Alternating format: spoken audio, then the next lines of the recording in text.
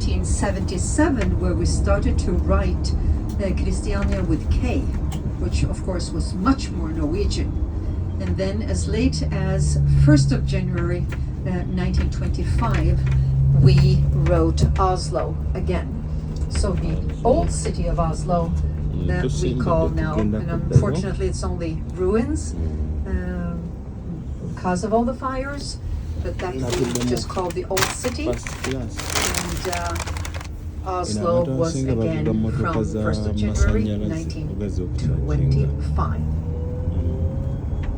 Which means actually we have a 400-year jubileum this year, because the decision was made in 24.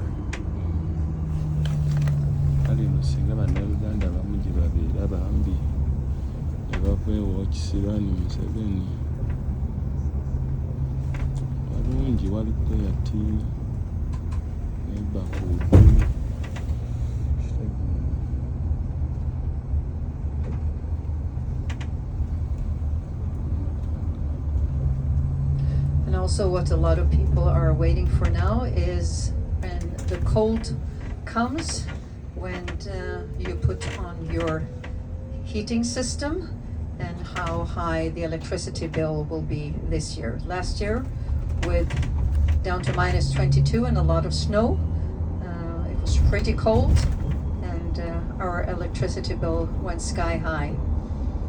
Even though most of us, we heat up our homes with hydropower electricity, then solar power is not for everyone, because also remember we have winter 6 months a year almost and no sun. So the solar power is for private homes and for some maybe smaller companies. But then we also have the wind plant, or the windmills, which is something that they're still developing. So we will see in the coming years what our source of heating will be in the future.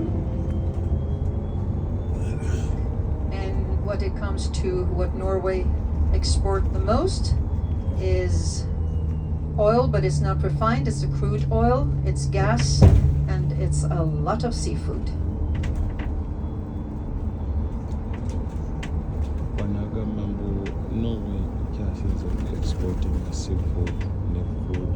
And even though we're considered one of the more wealthy countries in the world, which we probably are in many ways, when we found oil by the end of the 60s,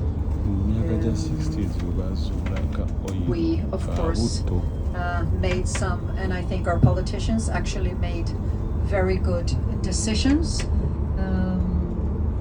and a lot of the income that we do get from oil is put in a fund which we call the Oil Fund Abroad, and that in that sense we have the possibility as a very small country of 5.5 million people to actually be a big help financially to other countries that are in need. Imagine buying a 5.5 million. And I think maybe Norway, we want to be looked at as a country that do help. It's one of the big things. So even though we might struggle financially, privately, there are, I wish I could say that we don't have any poor people or homeless, but we do. When it comes to homeless people, you don't see them as much in the street.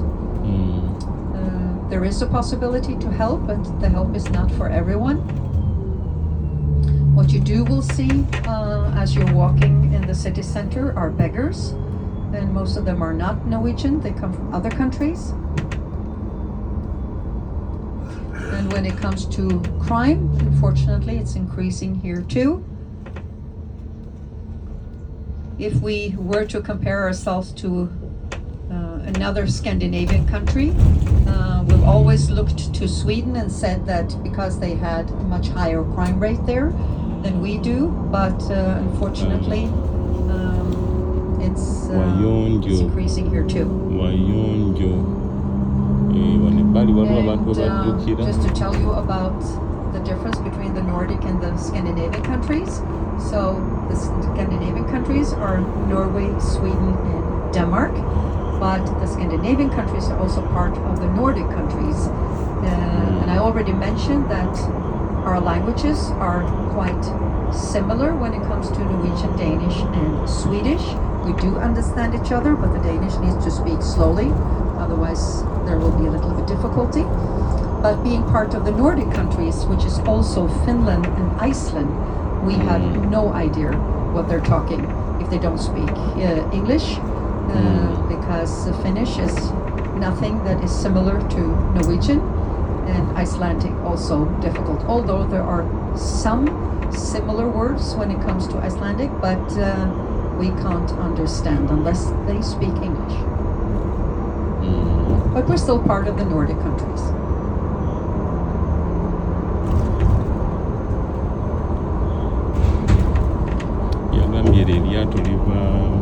And you know that we're part of NATO, of course. But you also probably know that the, what do you call it, the chairman or the leader of NATO is Norwegian. Stoltenberg. Jens Stoltenberg.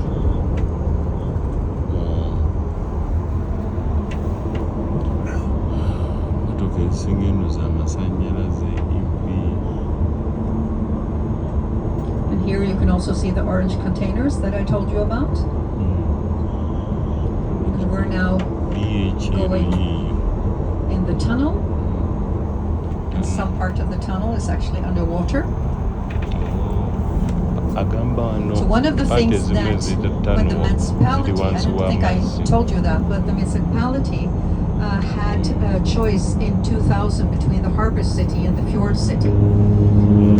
All along the waterfront today, that was buildings, warehouses, and in the old days to come and look and to spend time by the Oslo fjord, that was not really of interest. You either worked there or you went and walked something. But now, since the municipality decided on the fjord city instead of the harbor city, the port of Oslo moved just a little bit out of the city center. The cranes that you can see when you are down by the waterfront, that's the port of Oslo. And today, all alongside the harbor promenade, I already told you that you can hit most of the museums, and in a while we will have the 10 kilometers. And a lot of things also happen alongside the boardwalk. Restaurants, coffee shops. But that meant that the traffic that was very heavy down in the city center, and especially in front of the city hall, that passed the National Museum, which came later. So now the only traffic that passes in front of the city hall is the tram number 12.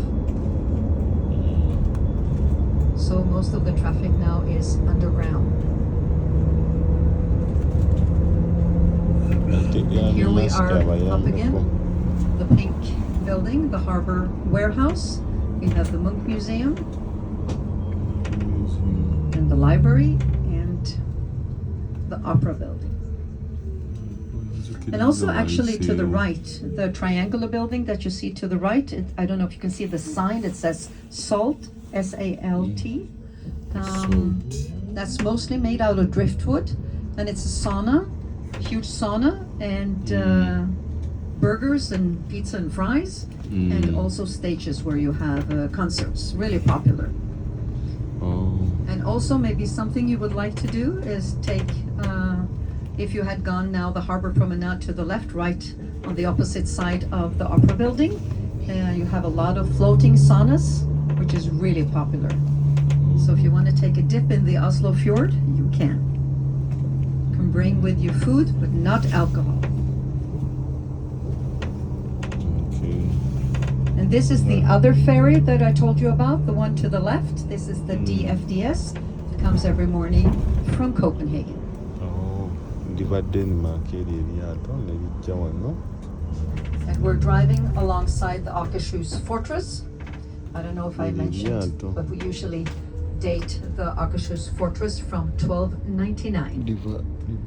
And at the property of the fortress, you have 3 museums. One of them being the castle, the Renaissance Castle. One is the Defense Museum, and the other is the Resistance Museum. And if you had continued to walk along this path, just before the City Hall to your right, there sits a huge monument or sculpture of FDR, Roosevelt. Yeah. And the reason for that is because he was, I think in 1942, he was making a speech.